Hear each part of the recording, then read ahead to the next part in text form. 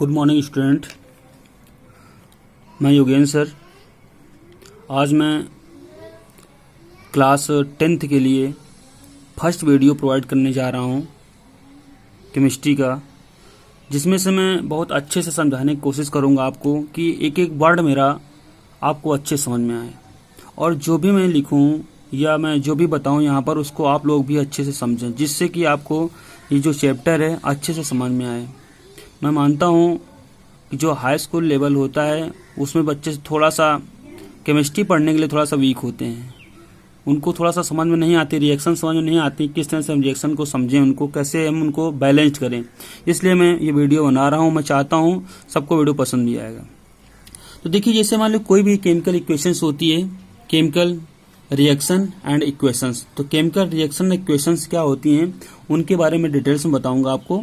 जैसे मान लीजिए कोई भी रिएक्शन होती है, सपोज मान लीजिए ए होता है, आपका ए है, हमने ये लिखा हुआ, और इधर हमने लिख दिया आपका ये बी लिखा हुआ है। तो पहले हमको समझना होता है ये ए और बी होते क्या है। हमने कोई भी एक मान लीजिए एलिमेंट या कंपोनेंट कोई भी ले लिया, यहाँ पर ए और यहाँ पर बी, तो इसको हम क्या बोलते हैं ये हमको सबसे पहले पता होना चाहिए। तो देखो, जैसे कि हम बता दें, सबसे पहले आपको जो ये एरो लगा हुआ, एरो के जो इस तरह वाला पार्ट होता है इसको बोलते हैं हम लोग, ये होता है आपका रिएक्टेंट होता है, और इधर वाला जो पार्ट होता है ये होता है आपका प्रोडक्ट होता है, ये प्रोडक्ट होता है, इतना ध्यान दें। और इसके बाद जो ये इस तरफ वाला पार्ट होता है इसको हम लोग रिएक्टेंट बोल दिए, इसको बोला प्रोडक्ट। इसी बोलते हैं लेफ्ट हैंड साइड भी इसको बोल देते हैं हम लोग, ये इसको बोल देते हैं हम लोग राइट हैंड साइड बोल देते हैं, ये इस तरह से। ठीक है, तो ये हो गया आपका लेफ्ट हैंड साइड, ये हो गया राइट हैंड, और ये साइड हो जाता है, ये left hand side and right hand बोलते हैं। जो देखिए ए लिया गया, एक जगह पे हम कुछ भी ले सकते हैं, जनरल एक्सम बता रहे हैं। और यहाँ पर बी प्रोडक्ट होता है, रिएक्टेंट और एक प्रोडक्ट हो गया। क्लियर, इसको हिंदी में बोलते हैं अभिकारक बोलेंगे, इसको बोलेंगे उत्पाद बोलते हैं। तो ये अभिकारक हो गया, इधर वाला उत्पाद हो गया, ये लेफ्ट हैंड साइड हो गया, और ये हो जाएगा आपका राइट हैंड साइड हो जाता है। क्लियर। अब देखिए यहाँ पर जैसे हमने ए रखा, यहाँ पर हम ये भी लिख सकते हैं, ए लिख सकते हैं, और प्लस यहाँ पर हम बी लिख सकते हैं, और गिव्स यहाँ पर लिख सकते हैं हम सी, और यहाँ पर हम डी लिख सकते हैं। ये भी हम रिएक्शन दे सकते हैं। यहाँ पर भी जो इस तरह वाला मैटर होगा, इस तरह वाला, इस तरफ का पार्ट, उसको बोलेंगे रिएक्टेंट बोलेंगे, और इधर वाले पार्ट को हम लोग प्रोडक्ट वैसे ही बोलेंगे जैसे हमने पहले बताया था आपको, ये प्रोडक्ट हो जाता है। इसको बोलेंगे लेफ्ट हैंड साइड हो जाएगा, ये उस तरह से, ये हो जाएगा आपका राइट हैंड साइड हो जाएगा ये आपका। तो दोनों बातें वही सेम है। जैसे यहाँ पर था हमने एक लिया था, सिंबल लिया था, यहाँ पर हम दो ले लिए, तो दोनों बातें सेम, इसमें डरने घबराने की कोई बात नहीं होती। क्लियर। अब देखिए, ये जो साइन होता है, एरो साइन बना दे, ये जो साइन होता है, मैं कुछ साइन के बारे में बताऊंगा आपको। जो साइन होता है इसको बोलते हैं इरिवर्सिबल साइन होता है, इरिवर्सिबल साइन होता है, इसको बोलते हैं, हिंदी में बोलेंगे इसको अनुत्क्रमणीय। क्लियर। इसका मतलब ये होता है, जैसे मान लीजिए ए है, और यहां से ए से कोई हमारा रिएक्टेंट है, रिएक्टेंट से प्रोडक्ट बी बन गया है, फॉर्म हो गया। अब ये ए से बी तो बन गया, बट बी से हम इसको ए रिपीट नहीं कर सकते हैं। ए से बी हो गया, अब बी से हम इसको ए से ए में कन्वर्ट नहीं कर सकते हैं। जिस तरह से मान लीजिए मिल्क लिया गया, कॉर्ड बन गया, दूध से दही बन गया, और फिर हम दही को फिर से दूध में कन्वर्ट नहीं कर सकते हैं। It is the irreversible reaction, इसको बोलेंगे। क्लियर। और दूसरी बात, एक साइन इस तरह भी होता है, ये साइन हुआ इस तरह से, और इसको ऐसे साथ बनाते हैं, ये बना देते हैं। तो यहां पर ए है और यहां पर है आपका बी है। इसका मतलब क्या हो जाता है, ए से कोई भी रिएक्टेंट ए है वो convert to the product B में कन्वर्ट हो गया, प्रोडक्ट कन्वर्ट हो गया, और फिर से हम बी को फिर से हम क्या कन्वर्ट कर सकते हैं, ए में कन्वर्ट कर सकते हैं। मतलब ए से बी में और बी से ए में कन्वर्ट कर सकते हैं। पहले ए रिएक्टेंट था, बी प्रोडक्ट हो गया। अब जब रिवर्सिबल रिएक्शन हो रही होती है तो यहां पर ये क्या हो जाता है, प्रोडक्ट बन जाता है, ये रिएक्टेंट बन जाता है। ठीक है, इस तरह से। तो ये क्या हो जाता है, इस साइन को बोलेंगे हम रिवर्सिबल साइन बोलेंगे इसको। तो मैं समझ रहा हूं क्लियर हो गया होगा आपका। ये हो जाता है इरिवर्सिबल, जिसमें से ए कन्वर्ट हो जाता है बी में, और बी फिर से कन्वर्ट ए में नहीं हो पाता। और यहां पर क्या होता है, ए कन्वर्ट होता है बी में, और बी फिर से कन्वर्ट हो सकता है ए में।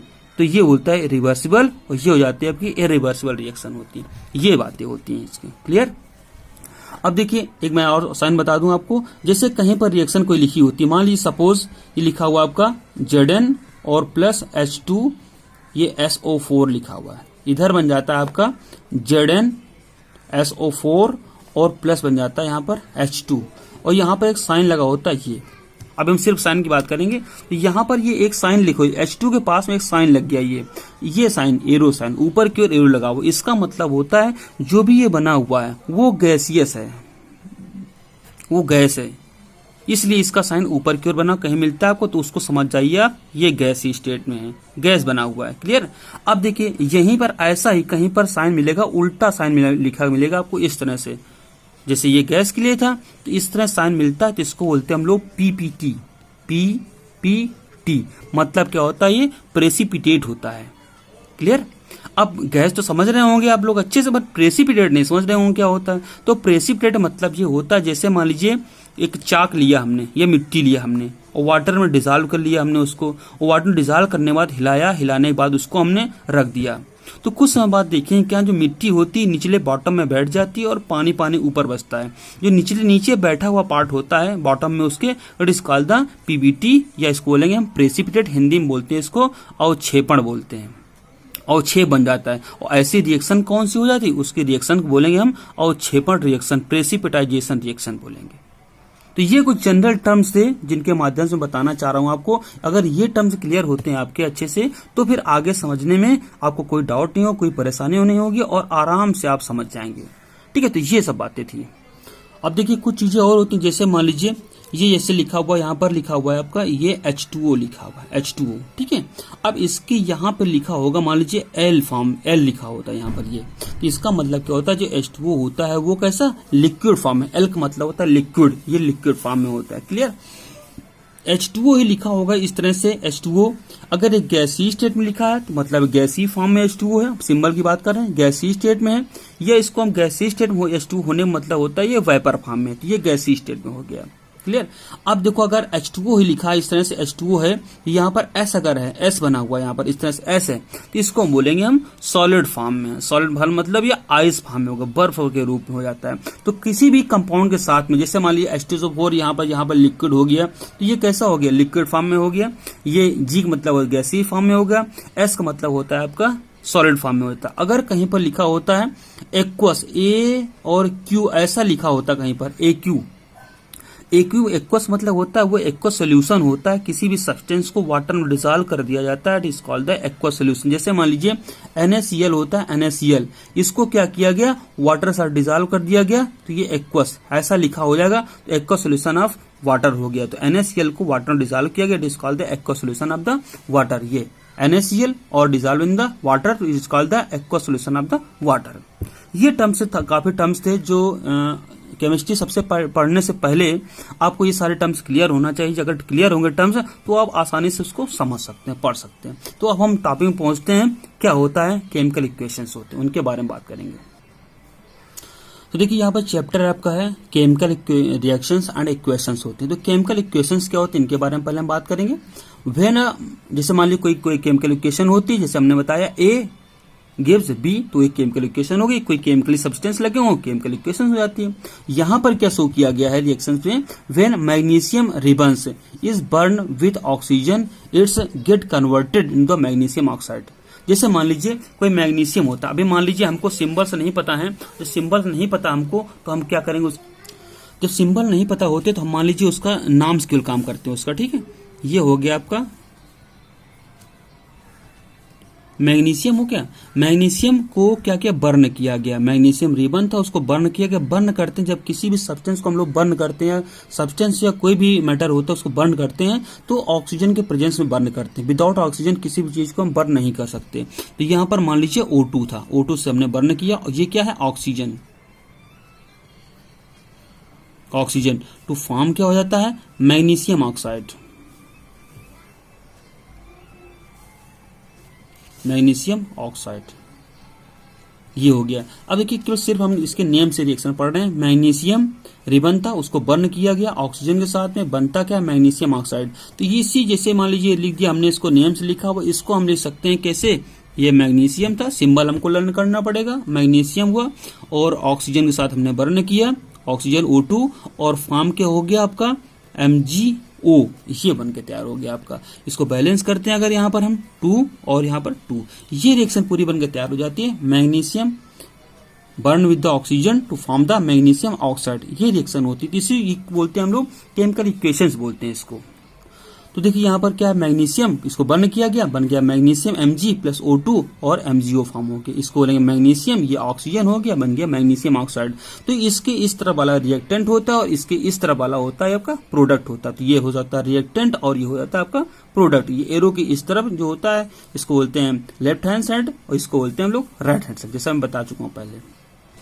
अब देखिए क्या करते हैं यहाँ पर हम, the substance that undergoes chemical change in the reaction magnesium and oxygen और द रिएक्टेंट। मैग्नीशियम और ऑक्सीजन एक ऐसा रिएक्टेंट में थे। The new substance magnesium oxide formed during the reaction is in the product. अब देखिए जो मैग्नीशियम ऑक्साइड वो प्रोडक्ट फॉर्म हुआ, मैं पहले बता चुका आपको। तो ये होती है केमिकल इक्वेशंस जो आपस में रिएक्ट करके, कोई दो सब्सटेंस होते हैं आपस में रिएक्ट करके कोई न्यू सब्सटेंस फॉर्म करते हैं, दिस कॉल्ड द प्रोडक्ट होता है। अब देखो जो सबसे इंपॉर्टेंट बात होती है जिसमें बच्चों को बहुत प्रॉब्लम होती है, मैं समझ रहा हूँ कहाँ पे प्रॉब्लम होती है बच्चों को, सबसे ज्यादा प्रॉब्लम आती है बच्चों को कोई भी रिएक्शंस होती है उसको बैलेंस्ड करने में होती है। देखिए ये वीडियो पूरा लास्ट तक देखिए, अच्छे समझ में पूरी बातें आएंगी। सबसे पहले बात करेंगे यहाँ पर हम बैलेंस्ड केमिकल इक्वेशन। तो बैलेंस्ड केमिकल इक्वेशन की बात करते हैं, रिएक्शन को कैसे बैलेंस करते हैं इसकी बात करेंगे हम लोग। According to the law of conservation of mass, पहले तो हमें ये समझना होगा कि law of conservation of mass क्या होता है। मीन्स क्या होता है, कोई भी रिएक्शन होती है उसमें जितना रिएक्टेंट में होता है मास उसका उतना ही प्रोडक्ट होता है, प्रोडक्ट में उतना ही मास होता है। जिससे नंबर हम कह सकते हैं कोई नंबर ऑफ मॉलिक्यूल जितने होते हैं रिएक्टेंट में उतने ही नंबर ऑफ मॉलिक्यूल्स होते हैं प्रोडक्ट में भी होते हैं, तब उसको बोलते हैं बैलेंस रिएक्शन। तो यहाँ पर मास की बात की गई, लॉ ऑफ कंजर्वेशन ऑफ मास, तो यहाँ पर मास की बात करेंगे। मास can neither be create not destroyed in a chemical reaction. किसी भी रिएक्शंस में मास को ना तो क्रिएट किया जा सकता है ना ही उसको डिस्ट्रॉय किया जा सकता। मतलब कह सकते हैं रिएक्टेंट में जितना होगा उतना ही प्रोडक्ट में होगा। The total mass of the element present in the product of a chemical reactions has to be equal to the total mass of the element present in the reactant. तो यहाँ पर क्या है, जितना यहाँ पर रिएक्टेंट में है उतना ही यहाँ पर प्रोडक्ट में मास होगा। ठीक है, तो ये होता है लॉ ऑफ कंजर्वेशन ऑफ मास होता है। तो देखिए यहाँ हमने समझाने की कोशिश की हुई है अच्छे तरह, जिससे मैं आपको अच्छे से क्लियर हो जाए सारी चीजें। बहुत अच्छे से कोशिश की समझाने की, आप लोग समझें। देखिए जैसे हमारा एग्जाम्पल हमने लिया यहाँ पर, फर्स्ट है Zn plus H2SO4। Zn zinc होता है और ये होता है आपका सल्फ्यूरिक एसिड होता है H2SO4, gives ZnSO4 zinc sulphate और हाइड्रोजन गैस होती है। क्लियर। तो देखो यहाँ पर क्या हमने किया है कि यहाँ पर रिएक्शन लिया है और रिएक्शन के बाद देखेंगे यहाँ पर क्या, इधर रिएक्टेंट होता है इधर प्रोडक्ट होता है। तो जैसा कि आपने पढ़ा होगा लॉ ऑफ कंजर्वेशन मास, तो हमने बताया इस जो रिएक्टेंट होता है इसका जो मास होगा और इधर जो इसका मास हो, दोनों तरफ इक्वल होंगे, इक्वल होना चाहिए तभी वो रिएक्शन कंप्लीट होगी। देखिए जैसे रिएक्शन में देख रहे हैं यहाँ पर Zn कितना है, Zn नंबर ऑफ हमने देखा 1 है, Zn यहाँ पर 1 है और इस तरफ भी Zn कितना है 1 है, इक्वल है। यहाँ कितना है, हाइड्रोजन कितना है यहाँ पर रिएक्शन में, हाइड्रोजन 2 है और यहाँ कितना हाइड्रोजन है, हाइड्रोजन यहाँ पर 2 है। क्लियर। यहाँ पर सल्फर कितना है, 1 सल्फर है 1 और यहाँ पर कितना सल्फर है, यहाँ पर 1 सल्फर है। इधर ऑक्सीजन कितना है, देखिए यहाँ पे ऑक्सीजन कितना 4, यहाँ पे ऑक्सीजन है और इस तरफ भी ऑक्सीजन ये 4 है। यहाँ पर देख रहे हैं लॉ ऑफ कंजर्वेशन मास के अकॉर्डिंग पूरी रिएक्शन बैलेंस्ड है। यहाँ पे जितना है उतना इस तरफ, दोनों तरफ बैलेंस्ड है, मॉलिक्यूल्स बैलेंस्ड है, कह सकते हैं मास दोनों बैलेंस्ड है, तो ये रिएक्शन हम बैलेंस्ड मानेंगे। इस तरह रिएक्शन बैलेंस्ड की जाती है। अब यहाँ पर एग्जाम्पल नंबर दूसरा, नहीं तो जनरल सी बात हो गई। एग्जाम्पल नंबर दूसरा ले रहे हैं जिसमें हम बताएंगे कैसे बैलेंस्ड करना है रिएक्शन को। ठीक है, अब देखिए कैसे बैलेंस करना है। यहाँ पर देखिए इक्वेशन ली गई यहाँ पर Fe plus H2O gives Fe3O4 और H2, ये इक्वेशन ली गई है। और ये इक्वेशन मैं बता दूं आपको बैलेंस है, बैलेंस्ड नहीं है। इक्वेशन बैलेंस्ड नहीं है, इसको बैलेंस करना है। हम आपको बताएंगे कैसे रिएक्शन को बैलेंस करना है। अभी एग्जांपल देखा आपने, वो रिएक्शन बैलेंस्ड थी, हमने शो किया आपको कैसे बैलेंस्ड है, ये बताया मैंने कैसे रिएक्शन बैलेंस है। अब मैं इसमें बताऊंगा कि ये रिएक्शन बैलेंस नहीं है और इस रिएक्शन को बैलेंस कैसे करना है, ये चीज दिखाऊंगा आपको। देखिए वीडियो लास्ट तक देखें तो ज्यादा बेटर होगा, पूरी चीजें समझ में आएंगी। देखिए यहाँ पर क्या है Fe, फर्स्ट स्टेप में क्या हमने यहाँ किया, रिएक्शन नोट कर लिया। ऐसे आप कोई भी रिएक्शन ले सकते हो, उसमें ऐसे कंप्लीट कर सकते हैं। स्टेप क्या, रिएक्शन नोट किया। सेकंड स्टेप में बात करेंगे, यहाँ पर हम चेक करते हैं कि ये चेक करते हैं किस तरफ क्या बैलेंस नहीं है। जैसे देखिए यहाँ पर क्या किया हमने, Fe कितना है, यहाँ पर 1 Fe है और यहाँ पर Fe कितना है, 3 है, मतलब बैलेंस नहीं है। हाइड्रोजन यहाँ पर कितना है, 2 हाइड्रोजन है, यहाँ हाइड्रोजन कितना है, 2 है, ये बैलेंस्ड है। ऑक्सीजन कितना है, 1 ऑक्सीजन यहाँ पर है, 1 ऑक्सीजन है और यहाँ कितना ऑक्सीजन है, यहाँ ऑक्सीजन 4 है, मतलब बैलेंस नहीं है। तो कंप्लीटली हम कह सकते हैं ये रिएक्शन बैलेंस नहीं है, इट इज नॉट बैलेंस्ड, ये रिएक्शन बैलेंस नहीं है। अब हमको रिएक्शन को बैलेंस्ड करना है, कैसे बैलेंस्ड करें रिएक्शन को, ये चेक करना होगा। हमने क्या किया, थर्ड स्टेप में किया, हम थर्ड स्टेप क्या करेंगे, 2 वैलेंस्ड ऑक्सीजन एटम। सबसे पहले हम क्या किया, यहाँ पर ऑक्सीजन एटम को बैलेंस्ड किया हुआ है। तो देखिए रिएक्शन में देखें, जो रिएक्शन पहले रिएक्शन देख रहे थे आप, वहां पर देखिए यहाँ पर 4 ऑक्सीजन, यहाँ पर कितने ऑक्सीजन, 1 ऑक्सीजन है। अब हमको ऐसी कंडीशन में क्या करना होता है, जो रिएक्शन जैसे H2O लिखा हुआ, तो H2O यहाँ पर ये इसके नीचे यहाँ पर कुछ भी ऐड नहीं करेंगे, ठीक है, कुछ ऐड नहीं करेंगे। जो भी करना होगा हमको यहाँ पर ऐड करेंगे, उसके पहले ऐड करते हैं, इतना ध्यान रखना। यहाँ पर 4 ऑक्सीजन है तो हमको ऑक्सीजन बैलेंस करना, तो यहाँ पर हम अगर यहाँ पर 1 है तो अगर हम 4 कर दें, 4 ऐड कर दें तो ये भी 4 मल्टीप्लाई करेंगे तो यहाँ पर 4 हो जाएगा, यहाँ पर क्लियर। तो यहाँ पर ऑक्सीजन 4 होंगे और यहाँ पर ऑक्सीजन 4 हो जाएंगे। देखो वही किया गया यहाँ पर क्या था, Fe था, ऑक्सीजन यहाँ पर 4 किए गए, हमने मल्टीप्लाई कर लिया, यहाँ पर ऑक्सीजन 4, दोनों तरफ ऑक्सीजन 4 हो गए, ठीक है। अब हम बैलेंस करते हैं क्या, to balance the hydrogen atom, hydrogen atom को बैलेंस करेंगे। तो जो हाइड्रोजन एटम को बैलेंस करते हैं उसके लिए क्या करना होगा, देखिए यहाँ पर क्या है, यहाँ पर देखें 4 2 8, यहाँ पर हाइड्रोजन है, 4 2 8, और यहाँ पर देखें अभी यहाँ पर इसको छोड़ दीजिए, कितने हाइड्रोजन यहाँ पर देखिए, यहाँ पर 2 हाइड्रोजन है। अगर 2 हाइड्रोजन करना है तो इसको पहले हमको कुछ ऐड कर दें, यहाँ पर मान लीजिए 4 थे, 8 था, तो यहाँ पे ऐड करने के लिए यहाँ पर 4 का मल्टीप्लाई कर दे, यहाँ पे हो जाएंगे 8 हो जाएंगे। तो यहाँ क्या किया हमने, 4 से मल्टीप्लाई किया, जो 4 से मल्टीप्लाई किया यहाँ कितने हो गए, 8 हो गए, ये 8 हो गए यहाँ पर, और यहाँ पर भी देखिए 8 है यहाँ पर, क्लियर। दोनों तरफ ऑक्सीजन 4 यहाँ पर थे, दोनों तरफ बैलेंस्ड हो गए। हाइड्रोजन यहाँ कितने थे, 8 यहाँ पर है, यहाँ पर 8 हो गए, क्लियर, बैलेंस्ड हो गए। अब देखिए यहाँ बात करते हैं हम Fe की, तो Fe कितना है यहाँ पर, 3 है, यहाँ कितना Fe है, 1 है। जब यहाँ पर Fe 1 है, यहाँ पर 3, तो यहाँ पर 3 होना चाहिए। उसके लिए क्या किया हमने, देखिए to the balance of the Fe atoms, यहाँ पर हमने 3 कर लिया यहाँ पर, और 3 यहाँ पर थे पहले से ऑलरेडी, तो यहाँ पर 3 हुआ और यहाँ पर 3 कर लिया हमने। तो इस तरह से पूरी रिएक्शन हमारी बैलेंस्ड हो गई, 3 Fe हो गए, यहाँ पर देखा जाए इधर 3 Fe हो गए, इधर हाइड्रोजन कितने हो गए, 8 हाइड्रोजन यहाँ हो गए, हाइड्रोजन 8 यहाँ पे हो गए, ऑक्सीजन यहाँ कितना हो गया, 4 ऑक्सीजन यहाँ पे हो गया, और यहाँ पर भी 4 ऑक्सीजन हो गया। तो ये रिएक्शन ऐसे बैलेंस करनी होती है, ये बैलेंस रिएक्शन होगी। आगे देखते हैं। अब देखो अगले स्टेप वही किया गया, 3Fe 4H2O और Fe3O4 एंड प्लस 4H2, ये किया गया। हमको लेफ्ट हैंड साइड और राइट हैंड साइड में चेक करना होगा। Fe कितना है, 3 है, Fe कितना है, इधर 3 है। हाइड्रोजन कितना है, 8 है, इधर हाइड्रोजन कितना है, 8 है। ऑक्सीजन कितना है, 4 है, इधर भी ऑक्सीजन 4 है। अगर ये दोनों तरफ इक्वल आ रहे हैं तो इससे लॉ ऑफ कंजर्वेशन ऑफ मास का फॉर्मूला पूरा जो रूल है पूरा क्लियर होता है। तो ऐसे रिएक्शन हमारी बैलेंस्ड हो जाएगी, ये बात होती है। So it is the balanced chemical equations. ये जो केमिकल इक्वेशन आपकी बैलेंस्ड होगी, ऐसे बैलेंस करनी होती हैं, ठीक है। अब देखिए एक स्टेप और बताया गया, यहाँ पर बताया गया है, जैसे मान लीजिए कोई भी हमने बता रखा है, जैसे कोई भी मान लीजिए है, अगर सॉलिड फॉर्म में है, कोई भी सब्सटेंस सॉलिड फॉर्म में तो वहां पर S लिखना होगा, गैसियस फॉर्म में तो G लिखना होगा, लिक्विड फॉर्म में है तो उसको लिखना होगा L, और एक्वस सोल्यूशन है, एक्वस फॉर्म में तो उसको AQ लिखना होगा। अब इक्वेशन देखिए क्या क्या होता है इसमें से। यहाँ पर जो Fe है, Fe वो कैसा सॉलिड था, Fe सॉलिड लिख दिया गया।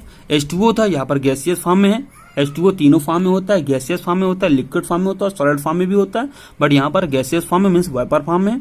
यहाँ पर देखिए Fe3O4 यहाँ पर सॉलिड फॉर्म में है ये, और यहाँ पर H2 है गैसियस फॉर्म में है। तो गैसियस के लिए यहाँ पर नहीं लिखेंगे इसको, यहाँ पर हमको एरो करना पड़ेगा, एक चीज करना होगा, गैसियस लिख दें G, या फिर एरो कर सकते हैं यहाँ पर, ठीक है। इस तरह से बैलेंस्ड हो गई रिएक्शन ये। अब देखिए some of the reactions condition such as temperature, pressure and catalyst. कुछ रिएक्शंस ऐसे होती हैं जिनमें से टेम्परेचर यूज करना होता है, कैटलिस्ट यूज करना होता है और प्रेशर यूज करना होता है। वो रिएक्शंस कैसे होती हैं, वो भी रिएक्शन बैलेंस्ड होती हैं। देखिए यहाँ पर क्या किया गया, CO ये होता है आपका कार्बन मोनोऑक्साइड, गैसीय फॉर्म में, प्लस 2H2, तो यहाँ पर गैसीय फॉर्म में ये भी है। देखिए ये यहाँ पर यूज किया गया 340 ATM, ATM मतलब होता है एटमॉस्फेयर, और ये जो एटीएम होता है इसको बोलते हैं एटमॉस्फेयर, ये होता है प्रेशर होता है आपको, ठीक है। तो यहाँ पर प्रेशर रिगार्डिंग यहाँ पर कोई रिएक्शन रखी गई, प्रेशर से रखा गया यहाँ पर 340 एडीएम रखा गया, और यहाँ पर मेथिल अल्कोहल CH3OH यहाँ पर लिक्विड फॉर्म रखा गया। ये भी केमिकल इक्वेशन पूरी बैलेंस्ड है। यहाँ पर C कितना 1C है, इधर 1C है, इधर ऑक्सीजन कितना है 1 ऑक्सीजन है, इधर ऑक्सीजन 1 है, इधर हाइड्रोजन कितना है, यहाँ पर 4 ऑक्सीजन है, हाइड्रोजन है, यहाँ पर 3 और ये 4 ऑक्सीजन हाइड्रोजन यहाँ पर भी कह सकते हैं पूरी रिएक्शन कम्प्लीटली बैलेंस्ड है। इसके बाद जो एग्जांपल लेने जा रहे हैं वो सबको एग्जांपल सब लोग समझते होंगे, उसको जानते होंगे। ये देखिए एग्जांपल लिया गया है यहाँ पर। ये एग्जांपल कौन सा आपका है, ये है आपका फोटोसिंथेसिस का एग्जांपल है। देखते हैं यहाँ पर CO2 होता है, H2O से रिएक्ट करता है, सनलाइट की प्रेजेंस में होता है, और क्लोरोफिल होता है, प्लांट से मिलता है हमको, और फार्म क्या करता है ग्लूकोज एंड ऑक्सीजन प्रोवाइड करता है। देखिए यहाँ पर क्या है, कार्बन डाइऑक्साइड लिया गया CO2 एंड H2O से रिएक्ट किया गया। देखिए अब यहाँ पर एक चीज समझाता चलो मैं आपको। CO2 है, एक्वस सोल्यूशन लिया गया, यहाँ पर CO2 एक्वस सोल्यूशन है, और यहाँ पर क्या है 6 मॉलिक्यूल है, और यहाँ पे H2O है, लिक्विड फॉर्म में है, सन से लाइट मिली, और जो क्लोरोफिल है ये हमको प्लांट जो होता है, प्लांट की पत्तियां होती है ग्रीन होती हैं, ग्रीन में पत्तियां क्यों होती हैं, क्लोरोफिल के कारण होती हैं, तो वहां पर मिल गया हमको क्लोरोफिल, और बन गया ग्लूकोज C6H12O6, ये हो गया एक्वस बन गया आपका, और यहाँ पर 6O2 ऑक्सीजन गैसीय फॉर्म मिली हमको, ये 6O2 मॉलिक्यूल्स मिलेंगे, ये भी गैसीय फॉर्म मिलेंगे। तो इस तरह से ये केमिकल बैलेंस्ड जो टॉपिक था वो पूरा क्लियर होता है, और कई एग्जांपल्स आप करें इस तरह से जिससे आपको पूरी चीजें क्लियर हो जाए। वीडियो 1 बार 2 बार 3 बार कई बार देखें, जिससे सारे एक एक वर्ड मेरा समझिए, जिससे आपको कोई डाउट ना हो और सारे आपको जो डाउट हो वो क्लियर होते जाए। Okay, good day. अगर वीडियो आपको अच्छा लग रहा है, आपको समझ में आ रहा है, तो लाइक करें, शेयर करें और सब्सक्राइब करना ना भूलें, जिससे दूसरों को भी प्रॉफिट हो सके, वो भी समझ सकें कि रिएक्शन बैलेंस को कैसे हम बैलेंस्ड करते हैं।